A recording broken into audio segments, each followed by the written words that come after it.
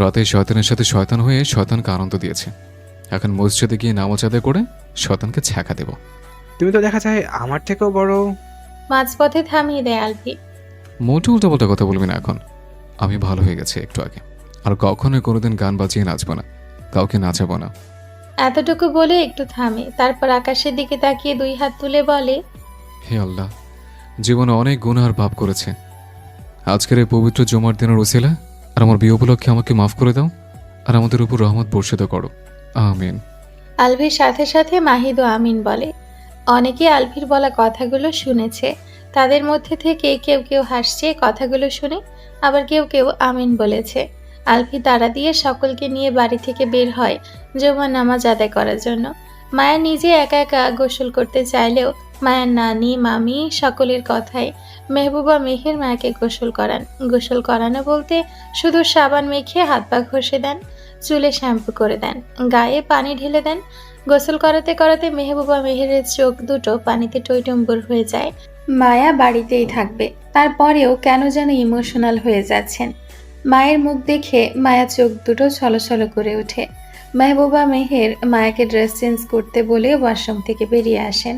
5 minute পর মায়া washroom থেকে বের হয়ে আসে অজু করে। মেহবুবা মেহের নিজেও ফ্রেশ হয়ে নামাজ আদায় করতে যান। রুমে যারা যারা ছিল সবাইকে নিয়ে গেছেন। মায়ার নামাজ শেষ হলে ওকে খাইয়ে বিয়ের জন্য তৈরি করা হবে।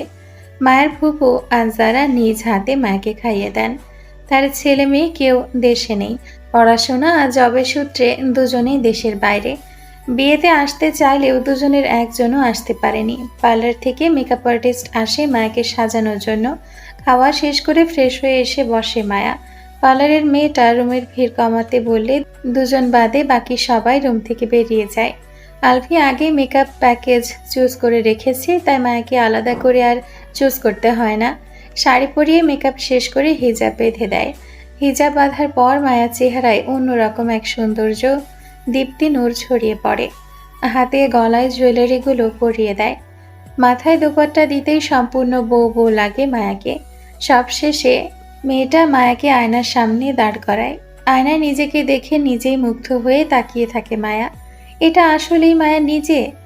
মেয়েটা মায়ের দিকে তাকিয়ে বলে, সব কিছু ঠিক আছে ম্যাম? মায়া মাথা নাড়ায়। মেয়েটা নিজে সবকিছু গুছিয়ে নিয়ে রুম থেকে বেরিয়ে যায়। আলফি আগে পেমেন্ট করে দিয়েছিল। মেয়েটা বেরিয়ে যেতেই সবাই হুড়মুড় করে ভেতরে প্রবেশ করে। শীতল মায়ের পাশে দাঁড়িয়ে নিচু কণ্ঠে বলে, ভাইয়া তো আজকে তোর দিক থেকে চোখ সরাতেই পারবে না মায়া, তাকিয়ে থাকতে থাকতে না আবার কানা হয়ে যায়। মায়া শীতলের দিকে তাকিয়ে বলে, কানা কেন হবে? তোর রূপের আগুন ঝলসেও যেতে পারে। এখন সোজা হয়ে দাঁড়া, কয়েকটা পিক তুলে ভাইয়ার কাছে পাঠাই। নাদিরা সহ আরো কয়েকজন মেয়ে শীতলকে বাধা দিয়ে বলে, এখন মোটো ভাইয়ের কাছে বইয়ের পিক পাঠানো যাবে না। বউকে একেবারে স্টেজে দেখবে। এখন যদি দেখে ফেলে তাহলে তখন বড় বড় চোখ করে তাকিয়ে থাকবে নাকি? আলবি বর সেজে রেডি, ওকে কেউ সাহায্য করেনি। আলবি নিজেই একা একা রেডি হয়েছে।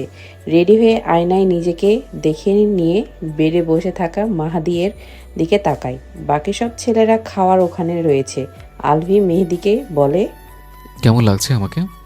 হ্যান্ডসাম। তোর বোন 2-4-10 মিনিট হা করে তাকিয়ে থাকবে না? আমি তো আর বই নই যে বলে দেব। কখন যাব? কোথায়? বিয়ে করতে কখন যাবো শালা? এমনভাবে বলছো যেন এই জন্মে বিয়ে করনি। ড্রেসিং টেবিলের ওপর থেকে হেয়ার ব্রাশটা তুলে মাহিদের গায়ে ছুঁড়ে মারে আলফি। শালা, আগামী 10 বছরও তুই বিয়ের বিরুদ্ধে বসতে পারবি না।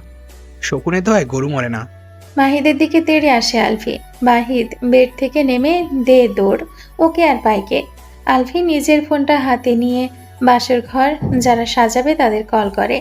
সকালে আসার কথা ছিল অথচ এখনো আসছে না। 30 মিনিট করতে করতে বিকেল হয়ে গেল। কল রিসিভ হতে আলফি বলে, আপনারা কোথায়? এই বছরে কি বাসর ঘরে বাসর করার সৌভাগ্য হবে আমার? সরি স্যার, আমরা এসে পড়েছি। আর 5 মিনিট। সাদা ফুলগুলো আসতে একটু লেট হয়েছে, তাই এজন্য রাগ করবেন না স্যার, আমরা চলে এসেছি। তাড়াতাড়ি আসুন, রাখছি।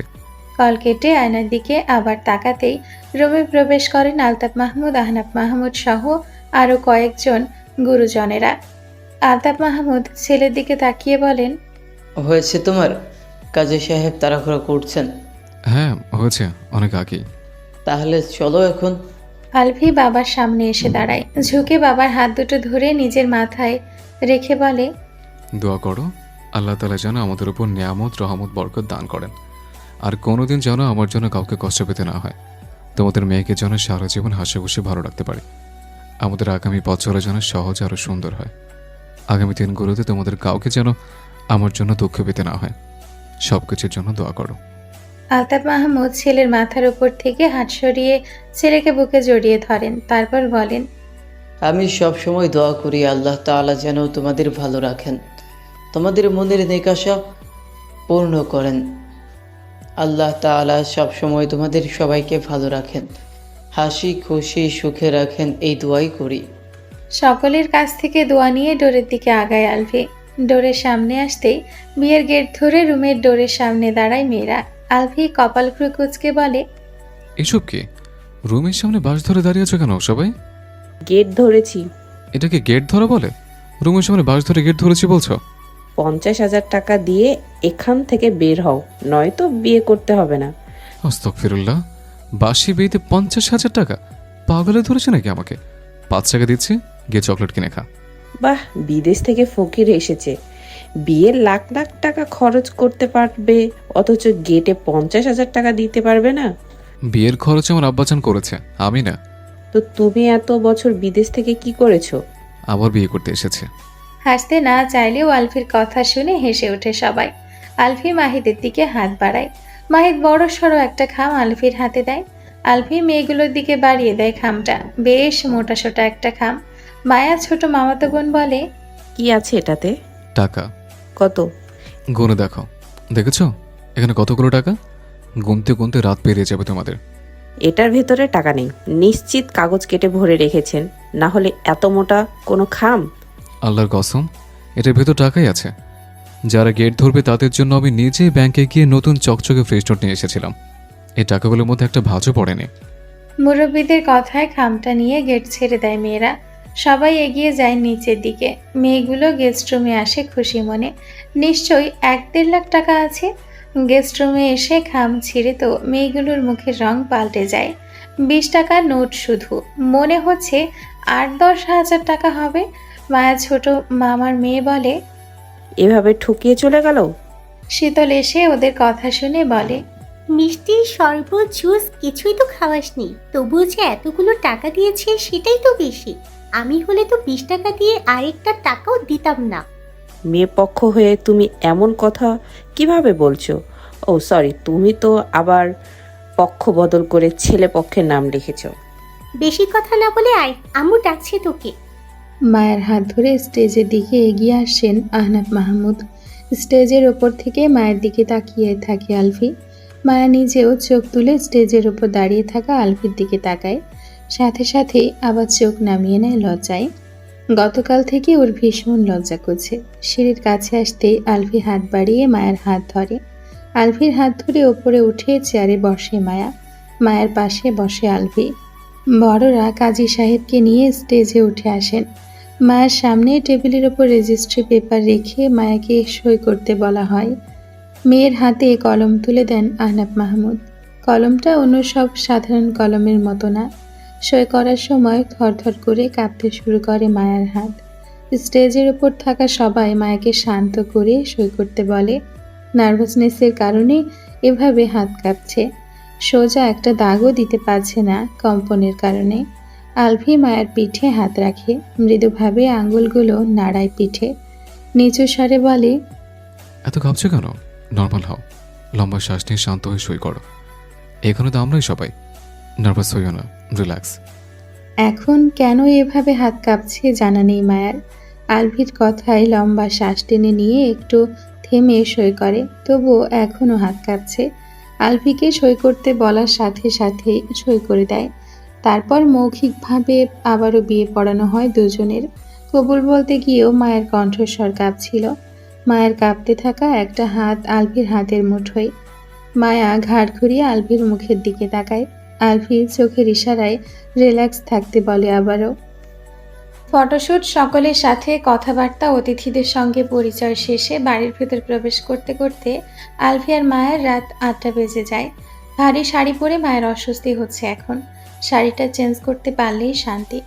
বাড়ির ভেতর প্রবেশ করে সোফায় বসে দুজনকেই অরেঞ্জ জুস খেতে দেওয়া হয়। নাহার বেগম ছোট ছেলের বইয়ের দিকে তাকিয়ে বলেন, ওদের দুজনকে খাইয়ে রুমে পাঠিয়ে দাও। এভাবে আর কতক্ষণ বসে থাকবে?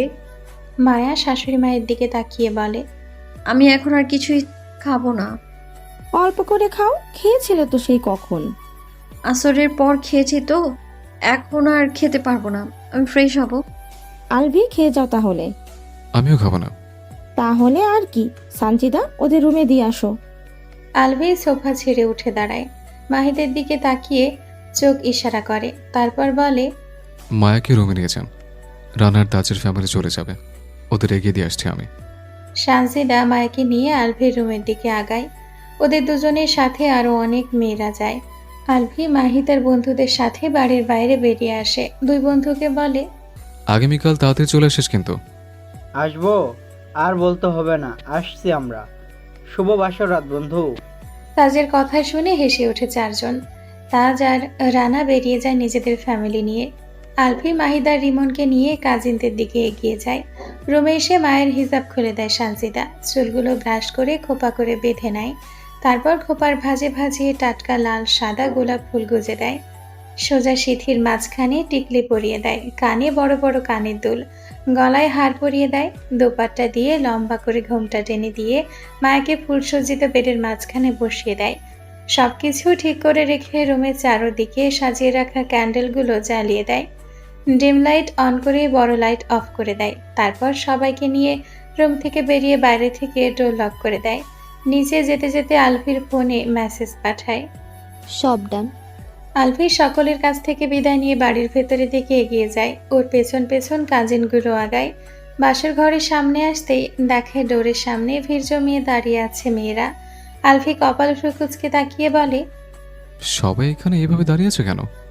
সকলের পক্ষ থেকে শীতল বলে, বাসর ঘরে টাকা না দিলে ভেতরে প্রবেশ করতে পারবেন না। মামার বাড়ির আবদার? বাসর ঘরে টাকা দেবে মেয়ের বাড়ির মানুষ, আমি কেন দেব? তো মেয়ে বাড়ির মানুষজন কোথায়? তুমি তো মেয়ের বাড়ির মানুষ। একদম না, আমি ছেলে পক্ষের মানুষ। তাহলে মেয়ের ভাই নয়তো ভাবের কাছে যাও। মাহির সকলের ভিড় ঠেলে পেছনের দিকে যেতে যেতে বলে, মেয়ের ছোট ভাই সারাদিন দৌড়াদৌড়ি করে অসুস্থ হয়ে পিজি হসপিটালে ভর্তি। বলতে বলতে নিজের রুমে ঢুকে ডোর লক করে বেডে শুয়ে পড়ে। মেয়ের ছোট ভাই অসুস্থ হলেও মেজো ভাই সুস্থ সবল আছে এখনো। তাকফিরুল্লাহ, মেয়ের মেজো ভাই গত 13 বছর আগে ইহজগৎ ছেড়ে পরলোকে গমন করেছে। যে বেঁচে আছে সে মেয়ের জলজন্ত হাজবেন্ড। মেয়ের হাজবেন্ডের টাকা দিবে এখন, নয়তো বাসর ঘরে প্রবেশ নিষিদ্ধ। হ্যাঁ, বাসর ঘর আমার নিজের টাকা সাজিয়েছে, তাহলে তোমাদের কেন টাকা দেব? তোমরা সাজানো না হয় তোমাদের টাকা দিতাম। বউকে রুমে এনে আমরাও কষ্ট করে রুমে দরজায় তালা ঝুলিয়েছি। টাকা ছাড়া এই তালা এই জন্মে খোলা হবে না। কোন দেশে বিয়ে করতে আসলাম রে ভাই? যেখানে যে সেখানে দাবি টাকা দিতেই হবে। এত টাকা আমি কোথায় পাবো? এতগুলো বছর জার্মানিতে কি করেছো? শোক পালন করেছে। কিসের শোক? সে মেলা বড় কাহিনী। এই কাহিনী বলতে বলতে আমার বাসরাত শেষ হয়ে বাসিরা চলে আসবে। টাকা না দিলে বাসি রাতি পালন করতে হবে। আমার কাছে টাকা নেই, সত্যি সত্যি। এই যে দেখো। বলে নিজের শেরওয়ানির দুই পকেট দেখায়। নাদিরা বলে, 1 লক্ষ টাকা দিয়ে বাসর ঘরে প্রবেশ করতে হবে, নয়তো বাসর রাত সত্যি সত্যি বাসি রাতে পরিণত হবে। সবগুলো মির্জাফর বাবের অনুসারী, সবগুলো বোধহয় এক জায়গায় মাটি দিয়ে তৈরি। সবসময় সবাই আমার মতো একটা নিষ্পাপ ভোলা ভালা ইনোসেন্ট ছেলেকে ব্ল্যাকমেল করে। আলভির কথা আর বলার ধরন দেখে সবাই হাসতে হাসতে শেষ। শীতল নিজেকে সামলে নিয়ে বলে, ভাইয়া টাকা দিয়ে দাও না, আমরা চলে যাই। আমার কাছে তো টাকা নেই। কারো কাছ থেকে ধার করে আনো। 10 মিনিট সময় দাও। আচ্ছা। আলভি নিচে নেমে আসে। একটু পরে রিমন আর নাজিমকে খুঁজে নিয়ে আসে। ওদের দুজনকে সিঁড়ির কাছে দাঁড় করিয়ে রেখে নিজের রুমের সামনে এসে দাঁড়ায়। টাকা কই? টাকা ওদের দুজনের কাছে।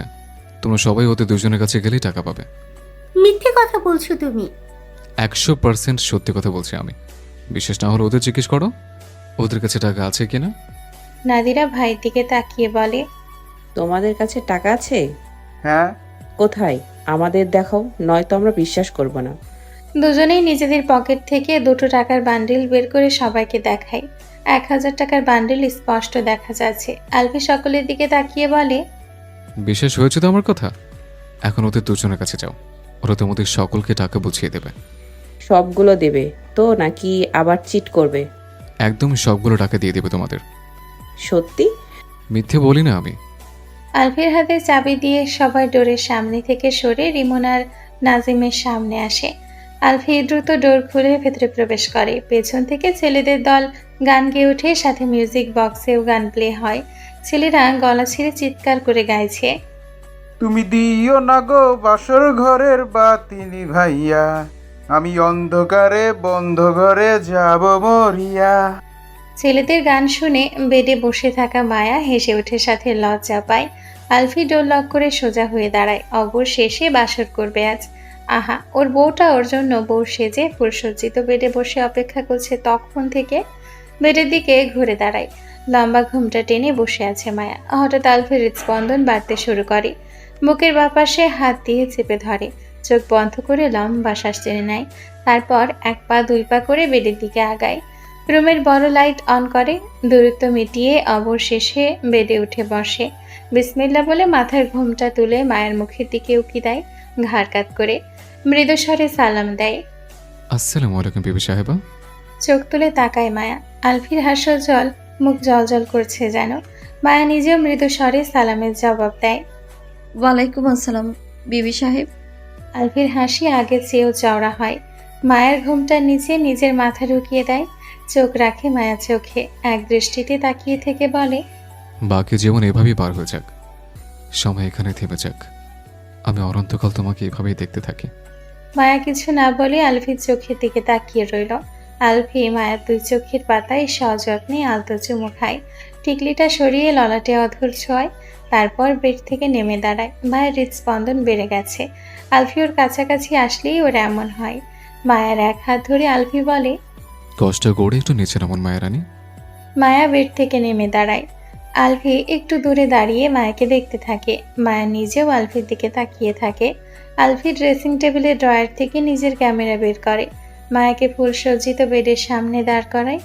দোপাট্টা মায়ের দুই হাত দিয়ে ধরিয়ে উঁচু করে ধরায়। তারপর নিজে দাঁড়ায় মায়ের থেকে কিছুটা দূরে। হাসি দাও আলফি রানী। মায়া হাসে। পরপর কয়েকবার ক্যামেরায় ক্লিক হয়। নতুন পোজ দাও সাহেবের বিবি। ঘুরে ফিরে অনেকগুলো পোজ দেয় মায়া। আলফি আবার মায়াকে বেডে বসায়। মায়ার শাড়ি চারদিক গোল করে ছড়িয়ে দেয়। দোপাট্টা খুলে দিয়ে মায়াকে উপরের দিকে তাকাতে বলে। মায়া উপরের দিকে তাকায়। বেডের ওপর দাঁড়িয়ে মায়ার ফটো তোলে আলফি। এই ফটোগুলো সবচেয়ে বেশি সুন্দর হয়েছে। মায়ের পার্সোনাল ফটোগ্রাফার আলফি। ফটো তোলা শেষ হলে মায়াকে বেড থেকে নামায় আবার। মায়া আলফির মুখের দিকে তাকিয়ে বলে, এসব এখন খুলি? হ্যাঁ আসো, আমি খুলে দিচ্ছি। মায়া টুলের ওপর বসে। আলফি আগে জুয়েলারিগুলো খুলে দেয়, তারপর খোপায় লাগানো ফুলগুলো, শাড়ির সেফটিপিনগুলো একটা একটা করে খুলে দেয়। ভারী শাড়িটা নিজেই খুলে নিয়ে সোফার ওপর রাখে। লজ্জায় দুমড়ে মুচড়ে যাচ্ছে মায়া। আলফি আলমারি থেকে হালকা শাড়ি বের করতে করতে বলে, এমন লজ্জা পাচ্ছ মনে হচ্ছে আজকে প্রথম দেখেছো আমাকে, অথচ আমি তোমার 13 বছরের পূর্ণ স্বামী। তুমি নির্লজ্জ বলে কি আমিও নির্লজ্জ নাকি? এইটুকুন শরীরে এত লজ্জা শরম কোথায় স্টক করে রেখেছো দেখি? বলে মায়ের হাত ধরে। মায়া আলফির হাত থেকে থাবা দিয়ে শাড়িটা নিয়ে দ্রুত ওয়াশরুমে প্রবেশ করে। আলফি ওয়াশরুমের দিকে তাকিয়ে বলে, যা বাবা, দেখতেও দিল না লজ্জা শরম কোথায় স্টক করে রেখেছে। 1 ঘন্টার মধ্যে লজ্জা শরম স্টক আউট করতে হবে। কথা বলতে বলতে ড্রেসিং টেবিলের সামনে এসে দাঁড়ায়। শেরওয়ানি খুলে রেখে দেয়। কোমরে টাওয়াল পেঁচিয়ে শেরওয়ানি পায়জামা খুলে নর্মাল ট্রাউজার পরে নেয়। গায়ে জড়ায় নতুন একটা শুভ্র রঙা পাঞ্জাবি। সাদা ড্রেস পরতে আলফির একটু বেশিই ভালো লাগে।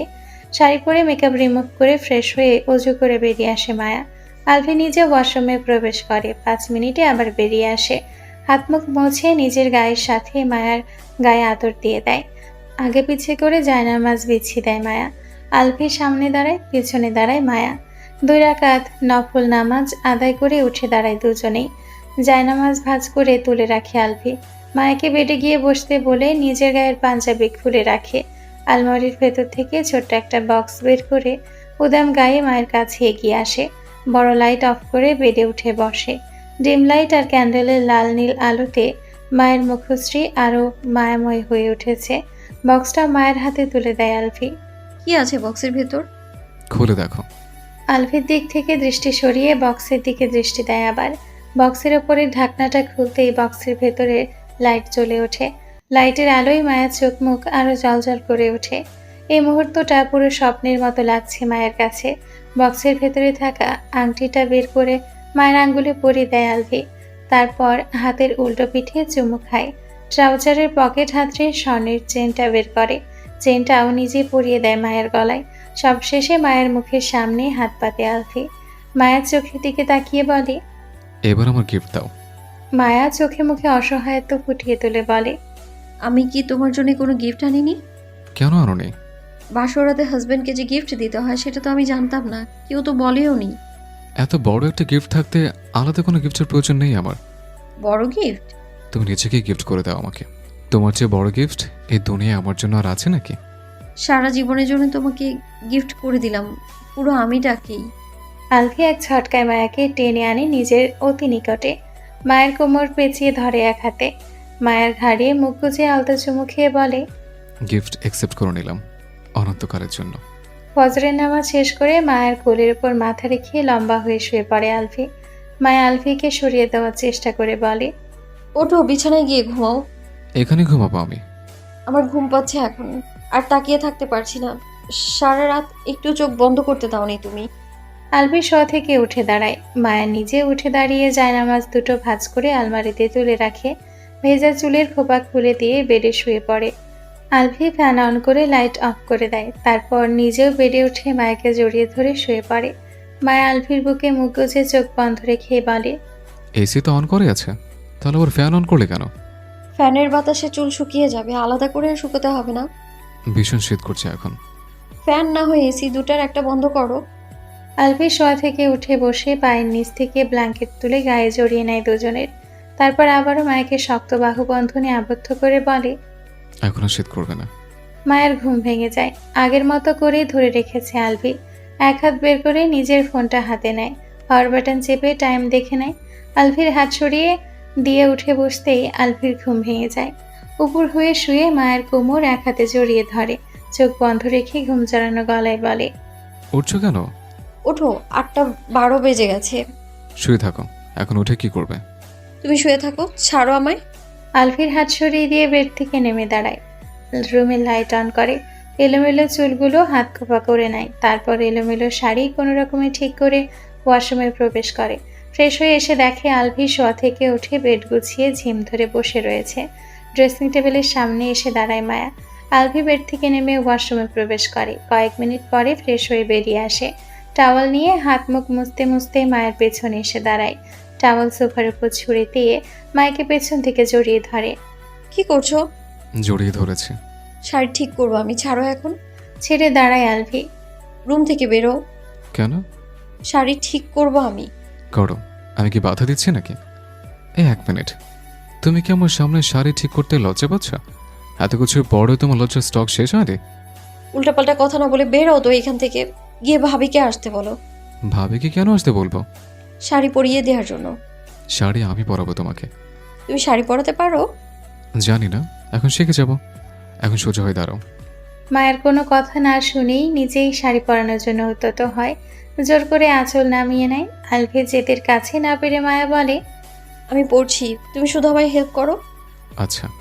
শাড়ি প্যাঁচ দিয়ে কুচি করে নেয় মায়া। আলভি নিচে হাঁটু মুড়ে বসে কুচিগুলো ঠিক করে সমান করে দেয়। খুব একটা সময় লাগে না, দ্রুতই শাড়ি পরানো হয়ে যায়। আলভি মায়ের মুখের দিকে তাকিয়ে বলে, শাড়ি পরানো তো একদম ইজি, 5 মিনিটে হয়ে যায়। কত সুন্দর করে শাড়িটা পরলাম দেখো। মায়া কপাল ভ্রু কুচকে বলে, শাড়ি তুমি পরিয়েছো? হ্যাঁ। কয়েকটা কুচি ধরলে আর একটা সেফটি পিন লাগিয়ে দিলে শাড়ি পরানো হয়ে যায়। কষ্ট করে শাড়ি পরলাম আমি, আর এসেছে নিজে ক্রেডিট নিতে। হ্যাঁ, আমি শাড়ি পরিয়েছি। হ্যাঁ, আমি তো শুধু দাঁড়িয়েই ছিলাম। চুপচাপ দাঁড়াও দেখে। মায়াকে দাঁড় করিয়ে ঘুরিয়ে ফিরিয়ে দেখে নেয় আলভি, কোথাও দিয়ে পেট দেখা যাচ্ছে কিনা। লম্বা করে ঘুমটা টেনে নেয় আলভি নিজেই। তারপর বলে, রুম থেকে বের হবে না একদম। বেডে উঠে শুয়ে থাকো, নয়তো বসে থাকো। আর দেখতে ইচ্ছে হবে রুমে এসে দেখে যাবে। আমার কথা যেন মনে থাকে। রুম থেকে বের হবে না। বাইরে গেলে সকলের সামনে ঘুমটা ফেলে উল্টো পাল্টে দেখবে সবাই। ঠিক আছে। মায়া বেডে উঠে বসে। রুমে যখন থাকবে তখন এক হাত ঘুমটা টেনে দিতে হবে কেন? আলভি ডোর খুলে রুম থেকে বেরিয়ে যায়। আলভি ড্রয়িং রুমে আসতেই শীতল, নাদিরা সহ বাকি মেয়েরা আলভিকে ঘেরাও করে ধরে। আলভি কপাল ভ্রু কুঁচকে বলে, এখন আবার কোন দাবিতে টাকা চাই? ড্রয়িং রুমে থাকা সকলেই ওদের দিকে তাকায়। নাদিরা বলে, তুমি আমাদের ঠকিয়েছো। কিভাবে ঠকালাম? মাত্র 10,000 টাকা দিয়েছো রাতে। গেটে 10,000, বাসর ঘরে 10,000। এত কিপটা কেন তুমি? 10 টাকা দিয়ে একটা লেবু কিনে এনে 1 গ্লাস শরবত দাওনি কেউ। 10 টাকা দিয়ে একটা মোমবাতি কিনে দাওনি, সেখানে 10,000 টাকা দিয়েছে। সেটাই তো অনেক। বিয়ে করে লাভ কোথায়? সব দিক থেকে শুধু জামাইয়ের লস। লাভ হয় শুধু শালা, শালি আর বাকিদের। আমার তো কোনো লাভ হলো না। বিয়ে করে এত সুন্দর একটা বউ পেয়েছো, আর কি চাও? বউটা তো আমার নিজেরই ছিল। তো তুমি কি অন্যের বউ বিয়ে করতে চেয়েছিলে? আস্তাগফিরুল্লাহ, নাউজুবিল্লাহ। বলে কি? আমি কেন অন্যের বউ বিয়ে করতে চাইবো? তোমার কথা শুনে তো তাই মনে হচ্ছে। কথা বলতে বলতে গলা শুকিয়ে কাঠ হয়ে গেছে। গলাটা ভিজিয়ে নেই, তারপর বাকি কথা বলছি। Side please. সকলের মাঝখান থেকে বেরিয়ে সোফায় এসে বসে নানার পাশে। মায়ার নানা আলভির দিকে তাকিয়ে মৃদু স্বরে বলে, জামাই, চোখ মুখের হাল কেন? সারা রাত ঘুমাওনি নাকি? আলভি নানার দিকে ঘাড় লম্বা করে এগিয়ে মৃদু স্বরে বলে, আপনার নাতনি তো সারা রাত ঘুমোতে দিল না নানা।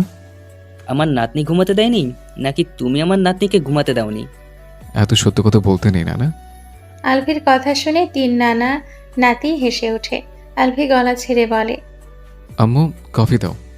মায়ার নানি সোফা দিকে এগিয়ে আসতে আসতে বলে, মায়া কোথায়? আলভি নানি শাশুড়ির দিকে তাকিয়ে বলে, রুমে। রুমে কেন? প্রতিবেশীরা আসছে ওকে দেখার জন্য। রুমে গিয়ে দেখে আসুক, যা দেখতে ইচ্ছে করে। আর কোনো পুরুষ যেন ওই রুমে না আছে। নানি আলভির দিকে তাকিয়ে আবার প্রতিবেশীদের দিকে তাকায়। এরাও একসময় সুযোগ পেয়ে মায়াকে কটু কথা শুনিয়েছিল। দুপুরে পার্লার থেকে গতকালকের মেয়েটা আসে মায়াকে সাজানোর জন্য। মায়া শাওয়ার নিয়ে খেয়ে চুল শুকিয়ে তার অপেক্ষাই করছিল এতক্ষণ। মেরুন রঙের লেহেঙ্গাটা ওয়াশরুম থেকে পরে আসে মায়া। মেকআপ শেষ করে গোল্ডেন কালার হিজাব বেঁধে দেয়। হিজাবের ওপর ছোট ছোট হোয়াইট স্টোনের পিন লাগিয়ে দেয়। পিনগুলো লাইটের আলোয় ঝিকমিক করছে। সাজানো শেষ করে মেয়েটা নিচে চলে যায়। আলভি নিজের রুমে প্রবেশ করে। রুমে মেয়ে মানুষ দিয়ে গিজগিজ করছে। আলভিকে দেখেই অর্ধেক মেয়ে বেরিয়ে যায়। আলভি মায়ের দিকে তাকিয়ে ওর কল্পনার চেয়ে বেশি সুন্দর লাগছে মায়াকে। আলভি নিজের ড্রেস বের করে আলমারির ভেতর থেকে, তারপর ওয়াশরুমে প্রবেশ করে। মায়া হেঁটে এসে বেডে বসে। শাড়ি চেয়ে লেহেঙ্গাটা বেশি ভারী। 3টা বাজতে আলতাফ মাহমুদ আলভি রুমের সামনে এসে গলা খাকারি দেয়। আলভি বুঝতে পেরে রুম থেকে বেরিয়ে আসে। আলতাফ মাহমুদ ছেলের দিকে তাকিয়ে বলেন, মায়াকে নিয়ে নিচে আসো, এখন গেস্টরা সবাই চলে এসেছে। আলভি মায়ের হাত ধরে রুম থেকে বেরিয়ে আসে। গতকাল অনেক গেস্ট আসেনি, তারা সবাই আজকে এসছে। স্টেজের দিকে এগিয়ে যায় দুজনে একে অপরের হাত ধরে। সবাই ওদের দুজনের দিকে তাকিয়ে আছে। মায়ের পরনে মেরুন রঙের lehenga, Alvi black coat pant পরেছে। দুজনকে পাশাপাশি অনেক সুন্দর লাগছে। এরা দুজন যেন একে অপরের জন্যই তৈরি। হেঁটে এসে স্টেজে উঠে দাঁড়ায়। সকলেই তাকিয়ে দেখে দুজনকে, সবাই প্রশংসাও করে। চেয়ারে বসার সময় আলভি আস্তে আস্তে বলে, এদের দেখা দেখি দ্রুত শেষ হলেই বাঁচে। সকালের পর আর বউকে আদর করার সুযোগই পেলাম না। বউকে 6-7 দিন আদর করে পোষাবে না, নিজের সাথে করে নিয়ে যাব। এটাই ফাইনাল। রাত 8টা। আলভি গান গাইতে গাইতে সিঁড়ি দিয়ে নিচে নামছিল। মাহিদ পেছনে পেছনে আসতে আসতে শুনে ফেলে আলভির গান। যদিও আলভি আস্তে আস্তে গানটা গাইছিল। মাহিদ আলভিকে বলে, তুমি নাকি ভালো হয়ে গেছো, এখন আবার গান গাইছো দেখছি। তো খিচ মেরি ফটো। ওদের দুজনের সামনে দিয়ে একটা 5-6 বছরের পিচ্চি ছেলে যাচ্ছিল। মাহিদের কথাগুলো শুনতে পেয়েছি স্পষ্টই। আলভি কিছু বলবে তার আগে ছেলেটা বলে, তো কিচ মেরি ফটো, তোর বাপ চলাই অটো, তোর মায়ে চলাই হোন্ডা, তোর 14 গোষ্ঠী গুন্ডা। ছেলেটার গান ছড়া হোক বা কবিতা শুনে দুই ভাই শখ। অবাক হয়ে একে অপরের মুখের দিকে তাকায়। দুই ভাই তারপর আবার ছেলেটার দিকে তাকায়। মাহিদ বলে, এইসব কার কাছে শিখেছিস? মানুষের কাছে। তুই কাকে বললি এগুলো? তোমাকে। বলেই ভূত দৌড় দেয় ছেলেটা। মাহিদ নিজেও ছেলেটার পেছনে দৌড়ে যায়। আজকে ধরতে পারলেই হলো, হুন্ডা গুন্ডা সব বের করে দিবে। এয়ারপোর্ট থেকে মায়ের হাত ধরে বাইরে বেরিয়ে আসে আলভি। মাঝখানে বেরিয়ে গেছে কয়েকদিন। সব শেষে আজ মায়াকে নিয়ে জার্মানিতে ফিরে এসছে আলভি। পার্কিংয়ে এসে নিজের কারটা দেখতে পায়। এদিক সেদিক নজর বোলায়। শুভ কোথায়? গাড়ির কাছে এগিয়ে আসে মায়ের হাত ধরে। কিছু সময় পেরিয়ে যায় কিন্তু শুভর দেখা নেই। কারোটা কি গায়েব হয়ে গেছে নাকি? বিড়বিড় করে কয়েকটা গালি দেয় শুভকে। এই ছেলেটা কাজের সময় উধাও হয়ে যায় শুধু। কতক্ষণ দাঁড়িয়ে থাকবে এভাবে? মায়া আলফির মুখের দিকে তাকিয়ে বলে, পা ব্যথা করছে আমার। মায়াপুরে আর একটু কষ্ট করো, শয়তানটা এখনই চলে আসবে। কারের সাথে ঠেস দিয়ে দাঁড়ায় মায়া। আলফি নিজের ফোন বের করে পকেট থেকে ফ্রি ওয়াইফাই কানেক্ট করে। তারপর হোয়াটসঅ্যাপ থেকে শুভর ফোনে কল করবে। ঠিক তখনই শুভ দৌড়ে আসে ওদের দুজনের সামনে। সোজা হয়ে দাঁড়িয়ে জোরে জোরে শ্বাস নিতে নিতে বলে, আসসালামু আলাইকুম স্যার, ভালো আছেন? ওয়ালাইকুম আসসালাম, আলহামদুলিল্লাহ ভালো। আপনি কেমন আছেন? আলহামদুলিল্লাহ ভালো আছি। ম্যাম আপনি কেমন আছেন? জি আলহামদুলিল্লাহ ভালো আছি। আলফি রাগী স্বরে বলে, আজকে বাড়ি ফিরে নেই, তারপর তোকে দেখাবো মাঝে। কোথায় গায়েব হয়ে গেছিলে শয়তান? তোদের দেরি হচ্ছে দেখে কফি খেতে গিয়েছিলাম। সারাদিন শুধু খাই খাই। তুই বোধহয় না খেয়ে থাকিস। বাড়িতে নিয়ে যাবি নাকি রাস্তায় থাকতে হবে? গাড়ির ডোর খুলে দেয় শুভ। মায়াকে আগে বসিয়ে তারপর আলফি বসে। শুভ সুটকেসটা ডিকিতে তুলে রেখে ড্রাইভিং সিটে বসে। 1 ঘন্টা পর গন্তব্যে এসে পৌঁছায় আলফিদের কার। কার থেকে নেমে আসে সবাই। আলফি শুভর পেছনে দাঁড়িয়ে শুভর পাছে লাথি দিয়ে বলে, তোর জন্য আমার বউকে কষ্ট করতে হয়েছে। শুভ আলফির পাছে আরেকটা লাথি দিয়ে বলে, তোদের জন্য আমি রোদের মধ্যে 2 ঘন্টা বসেছিলাম। তোরা আসছিলে না দেখে কফি খেতে গিয়েছিলাম। আলফি আরেকটা লাথি দিয়ে বলে, 1 নম্বরের মিথ্যুক। এসি ঠান্ডা বাতাসে বসে বলছিস রোদের মধ্যে ছেলে। শুভ সুটকেস বের করে বাড়ির ভেতরের দিকে এগিয়ে যেতে যেতে বলে, যা, তোর সাথে ব্রেকআপ। মায়া শুধু দুজনের কাহিনী দেখছে, তবে বুঝতে পারছে না কিছু।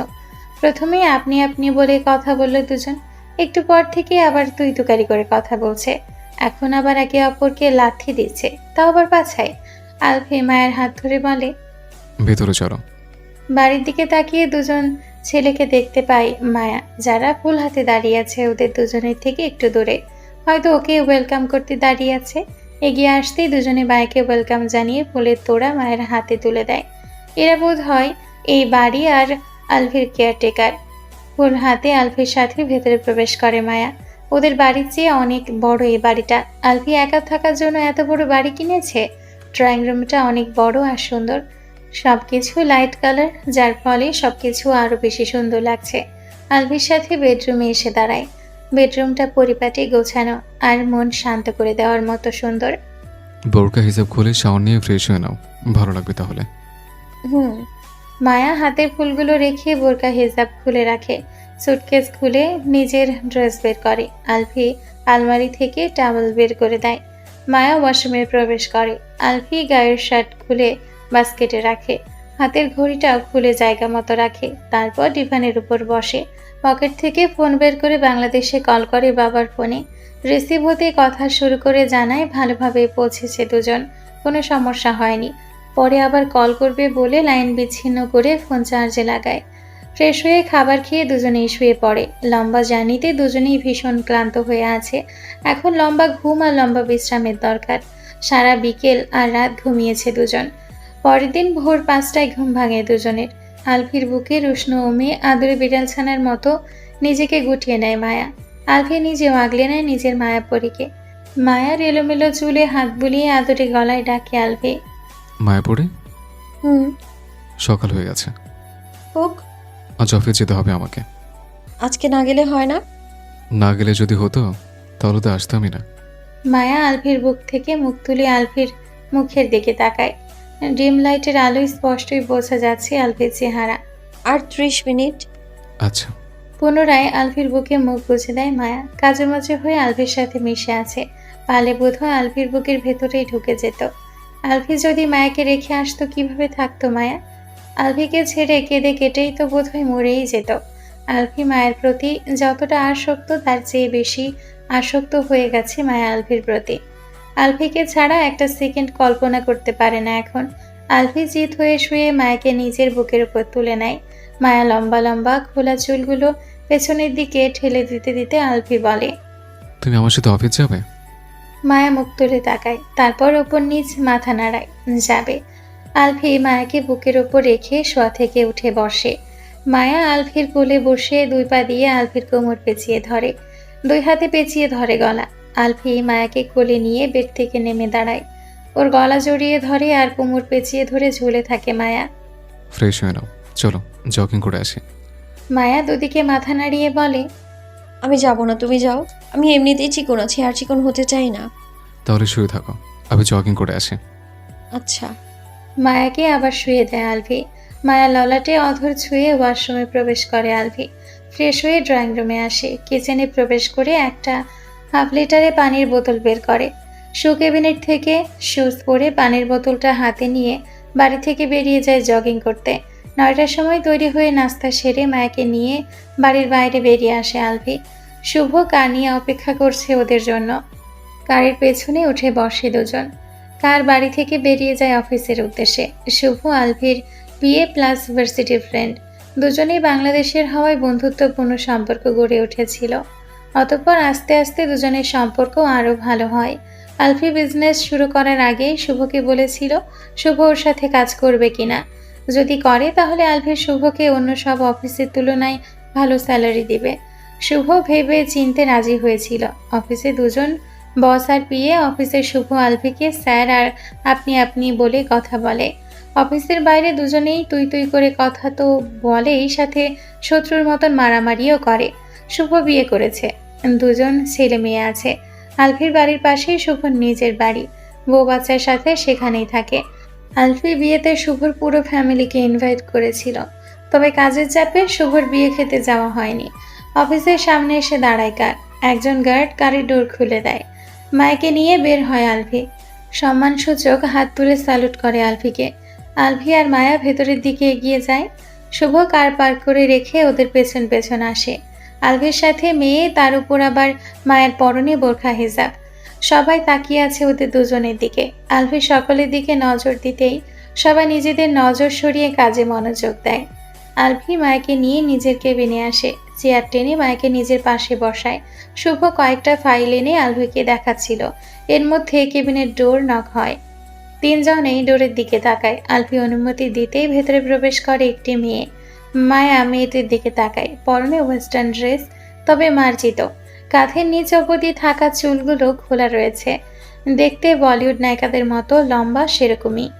গা থেকে রূপ সৌন্দর্য যেন ঠিকরে পড়ছে। এই মেয়েটার কথাই বোধহয় বলেছিল আলভি, এই মেয়েটার কাছে মায়ের সৌন্দর্য কিছুই না। হাই আলভি। হ্যালো। কেমন আছো? ভালো, আপনি কেমন আছেন? ভালো। ও তোমার ওয়াইফ? হ্যাঁ, মায়া। উনি কোম্পানির একজন শেয়ার হোল্ডার, মিস মেরিনা। মায়া মিষ্টি হেসে মেরিনাকে হাই বলে। মেরিনা মুখে জোরপূর্বক হাসি ফুটিয়ে মায়ের সাথে দুটো বাক্য বিনিময় করে। মেরিনা এক দৃষ্টিতে তাকিয়ে থাকে মায়ের মুখের দিকে। এই মায়ের মধ্যে কি আছে যা ওর মধ্যে নেই? রূপ সৌন্দর্যই কি সব কিছু, নাকি ভাগ্যটাই বড় কথা? বেস্ট কিছু পেতে আসলেও ভাগ্য লাগে, যা মেরিনার নেই, ছিল না কখনো। একটু পর পর মায়ের চোখের পলক ফেলাটা মেরিনার ভালো লাগে। বুকের ব্যথা করলেও এই দৃশ্য দেখে ঠোঁটে হাসি ফুটে ওঠে। মায়া মেয়েটা অনেক বেশি কিউট আর মায়াময়। গভীর চোখ দুটোতে শুধুই মায়া রয়েছে, তাকালেই কেমন মায়া ধরে যাচ্ছে। এই মায়াময় আঁখি যুগল বোধ হয়ে আলভিকে মায়া বেঁধেছিল। মায়াকে দেখে এখন আবার হিংসে হচ্ছে মেরিনার। ওর চোখ দুটো কেন মায়ের চোখের মতো মায়াময় নয়? ওর চোখ দুটো যদি মায়ের চোখের মতো মায়াময় হতো তাহলে তো আলফি ওর হতো, নাকি তাও হতো না? মেরিনা আলফির দিকে তাকিয়ে বলে, আসছি তাহলে, মিটিং রুমে দেখা হচ্ছে। ওকে। মেরিনা আলফির কেবিন থেকে বেরিয়ে নিজের কেবিনে আসে। আগে মেরিনার বাবা অফিসে আসলেও এখন মেরিনা আসে। ওর বাবার দায়িত্ব এখন মেরিনার। মেরিনা ফোন হাতে নিয়ে ডায়াল লিস্ট থেকে একটা নাম্বার খোঁজে। হয়তো অনেক নিচে পড়ে গেছে নাম্বারটা। প্রায় 2 মিনিট পর নাম্বারটা খুঁজে পায়।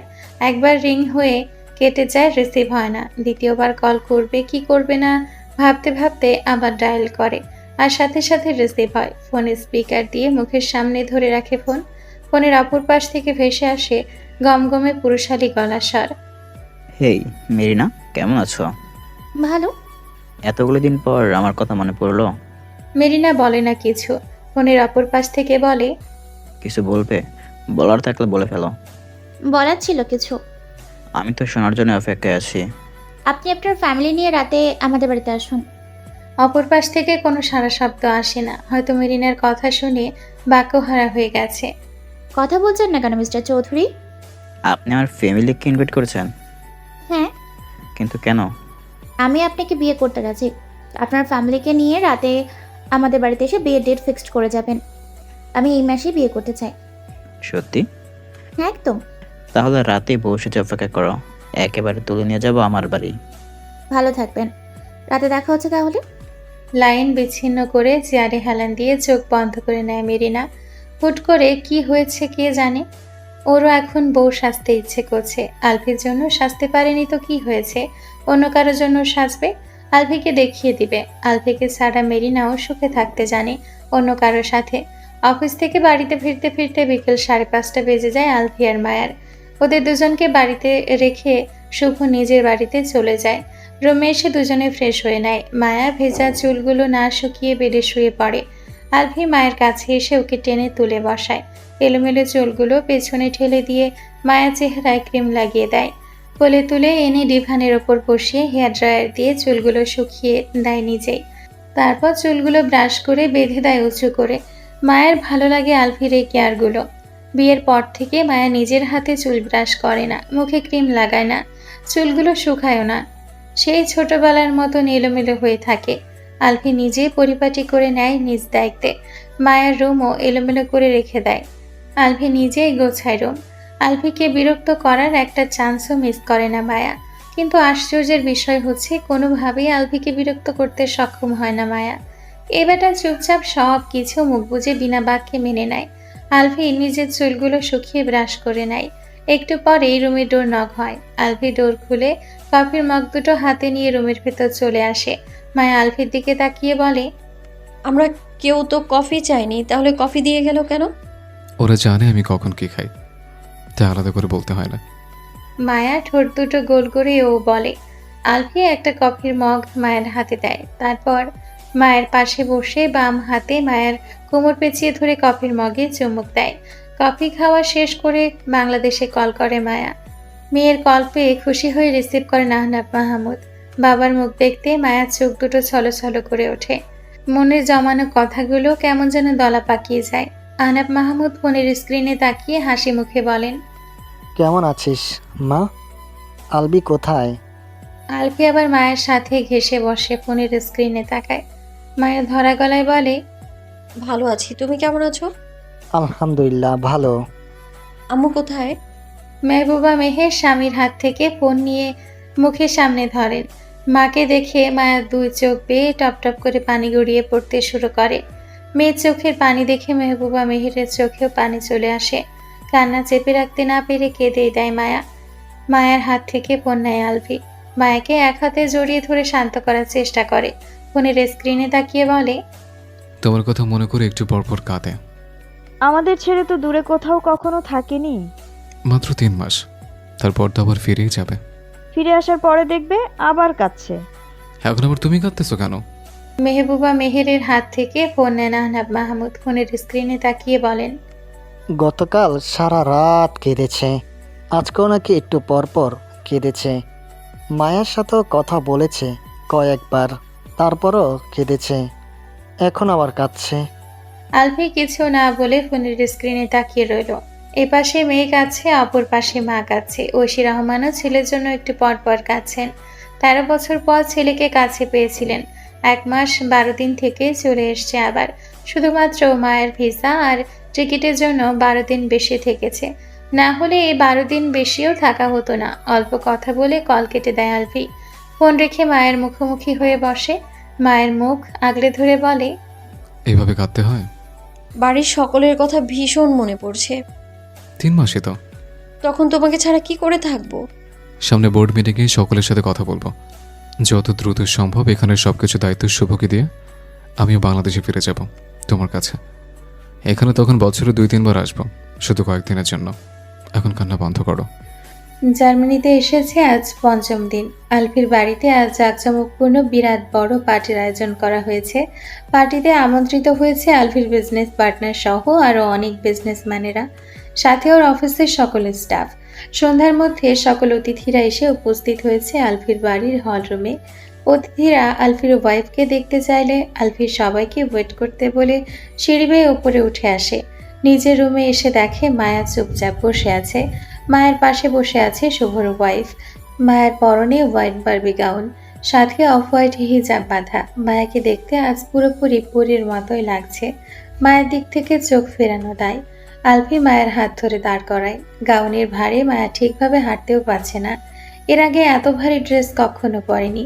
একে তো ভারী গাউন, তার উপর পড়েছে হিল। আস্তে আস্তে হেঁটে সিঁড়ির কাছে এসে দাঁড়ায় দুজন। নিচ থেকে সবাই তাকিয়ে আছে দুজনের দিকে। আজ আলফির গায়ে হোয়াইট স্যুট প্যান্ট। মায়া নিচে থাকা সকলের দিকে একবার তাকায়। অনেক মেয়ে ড্রেস, অনেক খোলামেলা। হাতে গোনা কয়েকজন বাঙালি, তাছাড়া বাকি সবাই জার্মান নাগরিক, নয়তো অন্য দেশের। আলফির হাত ধরে ধীর পায়ে হেঁটে নিচে নেমে আসে মায়া। আলফি সকলের সাথে পরিচয় করায় মায়ার। অনেকে মায়ার সাথে টুকটাক কথা বলে, ইচ্ছে না থাকলেও কথা বলে মায়া। এত অপরিচিত মানুষের মধ্যে অস্বস্তি ফিল হচ্ছে মায়ার।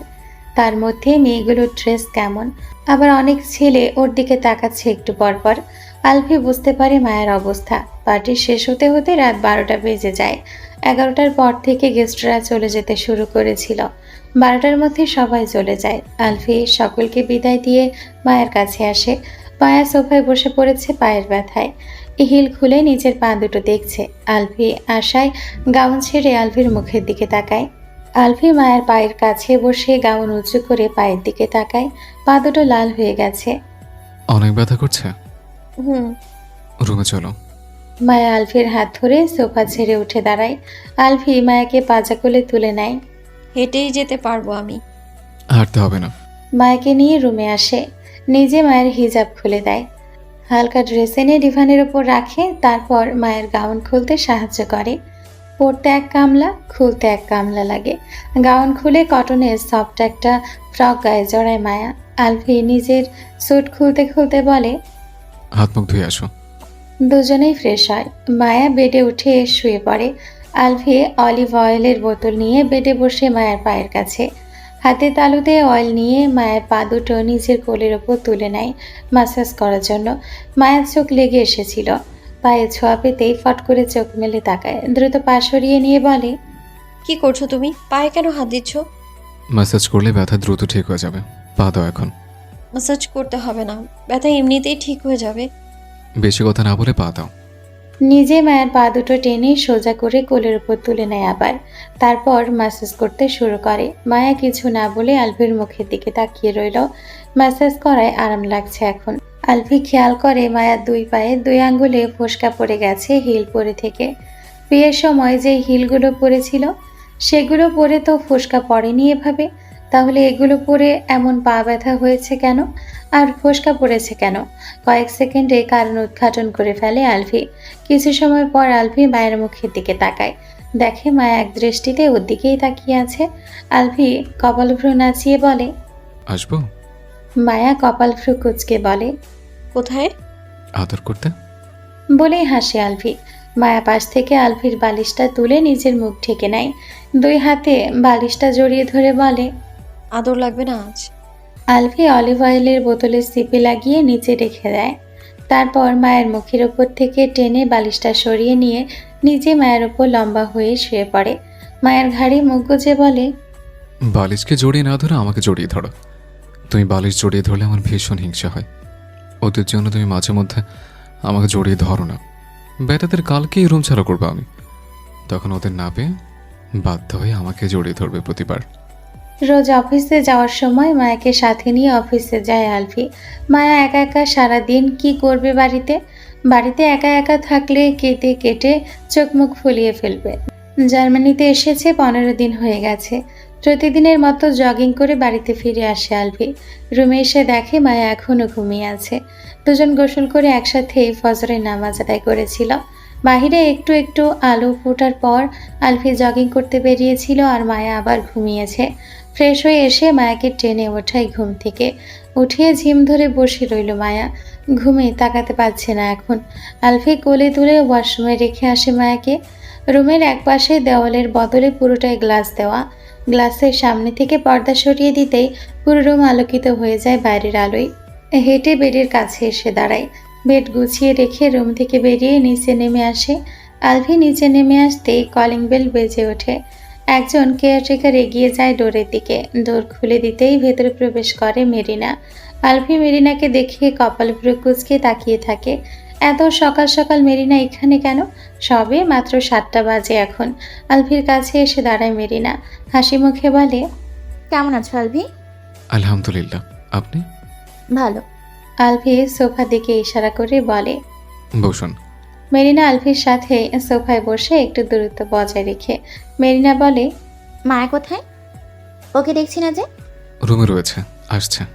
তুমি হয়তো ভাবছো আমি এত সকাল সকাল এখানে কেন। আমি তো রাতেই আসতে চেয়েছিলাম, তারপর আবার ভাবলাম এত রাতে এসে আর তোমাদের বিরক্ত করবো না, তাই সকালের অপেক্ষায় ছিলাম। কিছু হয়েছে? সামনে 30 তারিখ আমার আর জেমি চৌধুরীর বিয়ে। আলফি খুশি হয়ে বলে। কংগ্রাচুলেশনস। মেরিনা বিয়ের ইনভিটেশন কার্ড আলফির দিকে বাড়িয়ে দিয়ে বলে, আমাদের বিয়ের প্রথম ইনভাইট আমি তোমাদের দুজনকে দিতে এসেছি। তোমরা দুজন কিন্তু অবশ্যই আসবে, তোমাদের দুজনের অপেক্ষায় থাকবো আমি। ইনশাল্লাহ, অবশ্যই আসবো। আসি তাহলে, ভালো থেকো। আগামীকাল অফিসে দেখা হচ্ছে। ব্রেকফাস্ট করে যাও। নো থ্যাঙ্কস, জেমি অপেক্ষা করছে আমার জন্য। মেরিনা বেরিয়ে যায় বাড়ি থেকে। আলফি বিয়ের কার্ডের উপর নজর বোলায়। মেরিনা বিয়ে করছে শুনে খুশিই লাগছে। মায়া নিচে নেমে এসে আলফির দিকে তাকায়, তারপর আবার হাতে থাকা কার্ডের দিকে তাকায়। কিসের কার্ড এটা? আলফি মুখ তুলে মায়ের মুখের দিকে তাকায়। মায়াকে টেনে কোলের উপর বসিয়ে ঘাড়ে থুতনি ঠেকিয়ে বলে, মেরিনার বিয়ের কার্ড আমাদের ইনভাইট করে গেল। কখন এসেছিল? একটু আগেই। মায়া কার্ডটা হাতে নিয়ে উল্টে পাল্টে দেখে। আলফি মায়াকে আরেকটু চেপে ধরে বলে, চলো লং ড্রাইভে যাই। কোথায়? তুমি যেখানে যাবে। আমি কি কিছু চিনি নাকি এখানকার? আচ্ছা, আমি নিয়ে যাব আমার পছন্দের জায়গায়। এখন চলো, খেয়ে নেই, খেতে পেয়েছে। মায়া আলফির কোল থেকে নেমে দাঁড়ায়। কার্ডটা টি টেবিলের উপর রেখে ডাইনিং রুমের দিকে এগিয়ে যায়। ওদের দুজনের জন্য ব্রেকফাস্ট তৈরি করে সবকিছু গুছিয়ে রাখা হয়েছে ডাইনিং রুমে। আলফি মায়াকে নিজ হাতে খাইয়ে দেয়, নিজেও খায়। খাওয়া শেষ করে রুমে এসে দুজনেই তৈরি হয়ে নেয়। মায়া লাইট পিঙ্ক আর হোয়াইট কম্বিনেশনের গাউন পরে হোয়াইট কালার হিজাব বেঁধেছে। আলফি হোয়াইট শার্ট আর ব্ল্যাক প্যান্ট পরেছে। দুজন একসাথে বাড়ি থেকে বের হয়। আলফি গ্যারেজ থেকে কার বের করে আনে। মায়া উঠে বসতেই কার ছুটে চলে অজানা গন্তব্যে। কার অটো ড্রাইভিং মোডে দিয়ে মায়াকে টেনে আনে নিজের কাছে। মায়া ছটফট করে বলে, কি করছো? ছাড়ো, এটা রাস্তা, তোমার বেডরুম না। চুমু খাওয়ার জন্য বেডরুমের প্রয়োজন হয় না মায়াপুরি। আমার এখন চুমু চাই না, ছাড়ো আমায়। তুমি না চাইলে কি হবে, আমি তো চাই। মায়ের কোনো কথা শোনে না আলফি। জোর করে মায়ের অধৈর্য গোল চেপে ধরে নিজের অধৈর্যটা দিয়ে। কয়েক মিনিট পর ছেড়ে দিয়ে বলে, ঘোরাঘুরি বাদ, চলো বাড়ি ফিরে যাই। মায়া কপাল ভ্রু কুঁচকে বলে, কেন? তুমি না বলে লং ড্রাইভে যাবে? আর লং ড্রাইভ? আমার এখন আদর করতে ইচ্ছে করছে। মায়া আলফির কাছ থেকে দূরে সরে এসে নিজের সিটে বসে আবার সিট বেল্ট লাগাতে লাগাতে বলে, এমন কিছু করলে আগামী 1 মাস তুমি আমার ধারে কাছেও আসতে পারবে না। ভদ্রলোকের মতো যেখানে যেতে চেয়েছো সেখানে নিয়ে চলো। বউটা বাঙালি হয়েও ব্রিটিশদের মতো আচরণ করে। মায়া কিছু না বলে বাইরের দিকে তাকিয়ে থাকে। আলফি হতাশার শ্বাস ছেড়ে নিজে কার ড্রাইভ করতে করতে বলে, আজকে শুধু বাড়ি ফিরে নেই। মায়া ঘাড় ঘুরিয়ে তাকায়। বাড়ি ফিরে কি করবে? আদর। সুর ধরে টেনে টেনে বলে কথাটা। মায়া আবার বাইরের দিকে তাকিয়ে বলে, জিজ্ঞেস শুরু করেছে আদর আদর আদর। আল্লাহর নামটাও তো নিতে পারো। ও আল্লাহ, তোমার এই বান্দির মনে একটু দয়া মায়া দাও। জামিকে শুধু ব্ল্যাকমেল করে কথায় কথায়। আমার একটা কথাও শোনো না, খালি ভয় দেখে আমাকে। বড় বড় চোখ করে তাকায় মায়া। বোঝাই যাচ্ছে আলফির কথা শুনে সেই লেভেলের অবাক হয়েছে। ঘুরে ফিরে মাঝরাতে বাড়ি ফিরে আসে দুজন। ডিনার সেরে এসেছে, এখন শুধু ফ্রেশ হয়ে শুতে পারলেই হয়। দুজনেই ভীষণ টায়ার্ড। দুজনের সারাদিন আজ অনেক ভালো কেটেছে। দুজন একসাথে শাওয়ার নেয়। মায়া ভেজা চুল নিয়ে শুয়ে পড়তে চাইলেও আলফি শুতে দেয় না। হেয়ার ড্রায়ার দিয়ে চুল শুকিয়ে তারপর শুতে দেয়। ওর ছোট ছোট চুলগুলো ফ্যানের বাতাসেই শুকিয়ে গেছে। লাইট অফ করে মায়াকে বুকে জড়িয়ে ধরে নিশ্চুপ হয়ে যায়। আজ 30 তারিখ, মেরিনা আর জেমির বিয়ে। কমিউনিটি সেন্টারে বিয়ের আয়োজন করা হয়েছে। মায়া আলফি সেন্টারের ভেতর প্রবেশ করে একে অপরের হাত ধরে। বিয়ে পড়ানোর সময় হয়ে আসে। মেরিনার হাত ধরে ওর বাবা স্টেজে নিয়ে আসে মেরিনাকে। মেরিনা আজ পশ্চিমাদের মতো করে বউ সেজেছে, তবে ভীষণ সুন্দর লাগছে দেখতে। সকলের নজর মেরিনার দিকে। মেরিনা জেমির দিকে একবার তাকিয়ে সামনে দাঁড়িয়ে থাকা সকলের দিকে তাকায়। সকলের সামনেই মায়া আলফি একে অপরের হাত ধরে দাঁড়িয়ে ওর দিকে তাকিয়ে আছে। দুজনকে ম্যাচিং ড্রেসে ভীষণ সুন্দর লাগছে দেখতে। দুজনকে পাশাপাশি সব সময় সুন্দর লাগে। ওরা দুজন একে অপরের জন্যই তৈরি। মেরিনার আজও মনে হচ্ছে আলফি ওর হলে কি এমন ক্ষতি হতো। এরকম ভাবাটাও এখন অন্যায়। দুজনের দিক থেকে চোখ সরিয়ে জেমির দিকে তাকায় আবার। এখন থেকে ওর সব ভাবনা সব সময় জেমি থাকবে। ও যাকে ভালোবেসেছে তাকে না পেল, ওকে যে ভালোবেসেছে সে তো ওকে পাবে। বিয়ে শেষ করে 9টার পর মেরিনা জেমি আর ওদের পরিবারের কাছ থেকে বিদায় নিয়ে সেন্টার থেকে বেরিয়ে আসে আলফি মায়া। শুভ ওদের দুজনকে বাড়ি পৌঁছে দিয়ে নিজের ফ্যামিলি নিয়ে নিজেদের বাড়িতে ফিরে যায়। মায়া ফ্রেশ হয়ে ড্রেসিং টেবিলের সামনে দাঁড়িয়ে মুখে ক্রিম লাগাচ্ছিল। আলফি এসে মায়ার পেছনে দাঁড়ায়। মায়ের উন্মুক্ত ঘাড়ে আঙুল দিয়ে স্লাইড করে। মায়া বিরক্তি ভঙ্গিতে ঘাড় ঘুরিয়ে আলফির মুখের দিকে তাকিয়ে বলে, তোমার সমস্যা কি? সবসময় এমন কেন করো? দূরে সরো। আলফি দূরে সরে না, উল্টো মায়াকে চাপটে ধরে। মায়ের ঘাড়ে ঠোঁট ছুঁয়ে কানে লতিতে চুমু খায়। ফিসফিস করে বলে, বাবু চাই। বাবুর নাম করে বারবার কাছে আসার বাহানা আমি কি বুঝি না নাকি? এত বুঝে কি হবে যদি হাজবেন্ডের মন বুঝতে না পারো? সবই বুঝি আমি। এখন আমার ঘুম পেয়েছে, ডোন্ট ডিস্টার্ব মি। আলফির কাছ থেকে নিজেকে ছাড়িয়ে নিয়ে বেডের দিকে আগায়। আলফি দ্রুত গিয়ে মায়ের জামার জিপার খুলে দেয়। মায়া ঘুরে দাঁড়িয়ে বলে, তুমি দিন দিন অশ্লীল হয়ে যাচ্ছ। বউয়ের সাথে রোমান্স করলে যদি অশ্লীল হয়ে যায় তাহলে আমি অশ্লীলে। এখন বেশি কথা না বলে কাছে আসো, আদর করে। মায়াকে টেনে নিজের উন্মুক্ত বুকের সাথে মিশিয়ে উঁচু করে বেডের দিকে আগায়। সময় গড়ায়, দিন সপ্তাহ মাস পেরিয়ে যায়। দেখতে দেখতে প্রায় 3 মাস হয়ে গেল মায়া জার্মানিতে এসেছে। আজকে রাত 8টায় মায়ের ফ্লাইট। এখন বিকেল 3:30। সব কিছু প্যাকিং করা হয়েছে সকালেই। আলফি বড় বড় সুটকেস 3টা ড্রয়িং রুমে এনে রাখে, তারপর আবার রুমে ফিরে আসে। মায়া ওয়াশরুমে রয়েছে শাওয়ার নিচ্ছে। আলফি নিজেও ওয়াশরুমের ভেতরে প্রবেশ করে। শাওয়ার নিয়ে বেরিয়ে আসে দুজন। রোজকার মতন আলফি নিজেই মায়ার চুলগুলো মুছে হেয়ার ড্রায়ার দিয়ে শুকিয়ে দেয়। তারপর নিজের চুলগুলো শুকিয়ে নেয়। মায়ার চুলগুলো ব্রাশ করে খোপা বেঁধে দেয় নিজে। আগে খোপা বাঁধতে পারতো না, এখন শিখে গেছে। যত্ন করে মায়ের চেহারায় ক্রিম লাগিয়ে দেয়। হাতে গলায় পায়ে লোশন দিয়ে দেয়। গোলাপি ঠোঁটজোড়ায় নিজেই লাইট লিপস্টিক দিয়ে দেয়। আর একটু ঝুঁকিয়ে ঠোঁটজোড়ায় বেশ কয়েকগুলো চুমু খায়। মায়া ফ্যাল ফ্যাল করে তাকিয়ে আছে আলফির দিকে। ওর ভেঙে চুরে কান্না আসছে। কান্না আটকে রাখার কারণে চোখ মুখ লাল হয়ে উঠেছে আবার। আলফি মায়াকে দাঁড় করায়, তারপর শক্ত করে জড়িয়ে ধরে। আলফিকে জড়িয়ে ধরে ফুপিয়ে ওঠে মায়া। মায়া কাঁদলেও আলফি কাঁদতে পারছে না। ছেলেদেরকে কাঁদতে নেই। একে অপরকে জড়িয়ে ধরে রেখে অনেকটা সময় পেরিয়ে যায়। আলফির ফোনে রিং বেজে ওঠে। মায়াকে জড়িয়ে ধরে রেখে বেডের কাছে এগিয়ে এসে ফোন হাতে তুলে নেয়। শুভ কল করেছে। রিসিভ করে কানে ধরে বলে, বলো। কখন বের হবি? 5টায়। 5টা বাজতে আর 25 মিনিট বাকি আছে। ড্রয়িং রুমে সুটকেস রাখা আছে, ওগুলো কারে তোল, আমরা আসছি একটু পর। আচ্ছা। কল কেটে ফোন আবার বেডের উপর রেখে দেয়। আলফি হাত বাড়িয়ে টিস্যু বক্স থেকে টিস্যু পেপার নেয় হাতে। বুক থেকে মায়ের মুখ তুলে 2 গাল মুছিয়ে দেয়। টিস্যু ফেলে 2 হাতে আগলে ধরে মায়ের মুখ। মায়া হেঁচকি তুলতে তুলতে আলফির মুখের দিকে তাকিয়ে থাকে। নিজের মুখ আগলে ধরে রাখা আলফির হাত দুটো শক্ত করে আঁকড়ে ধরে। চোখ দুটো দিয়ে ঝরঝর করে পানি গড়িয়ে পড়ছে। হাত দিয়ে আবারও গাল মুছিয়ে দেয় আলফি।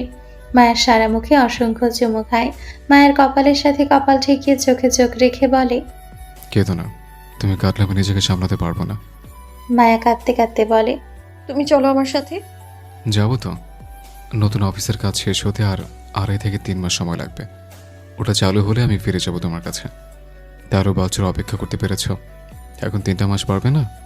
মায়া আলফিকে জড়িয়ে ধরে বলে, তোমার ছাড়া 3টা মিনিটও থাকতে পারি না এখন। 3 মাস কি করে থাকবো আমি? চোখের পলকে 3 মাস পেরিয়ে গেছে, সামনে 3 মাসও চোখের পলকে বেরিয়ে যাবে। বাড়িতে তো সবাই আছে, আর কেঁদো না। তুমি একা একা কিভাবে থাকবে? একা একা থাকার অভ্যাস আছে আমার।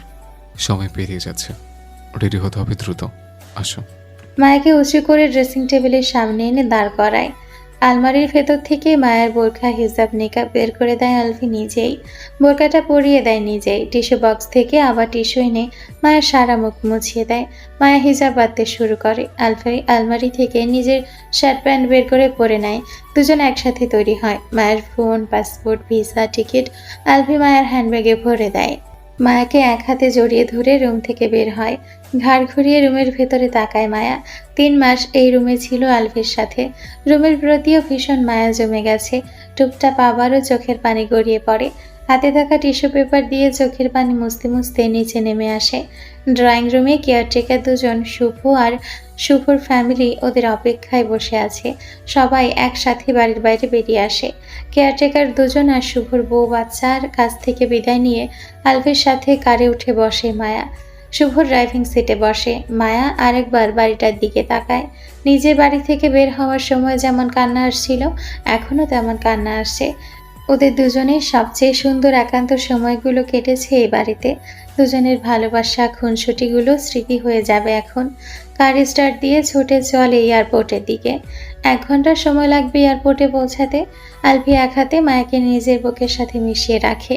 মায়া এক হাতে আলফির কোমর পেঁচিয়ে ধরে অন্য হাতে আলফির হাত শক্ত করে ধরে রাখে। আলফি একটু পরপর মায়ের মাথায় চুমু খায়, গাল ঠেকিয়ে রাখে।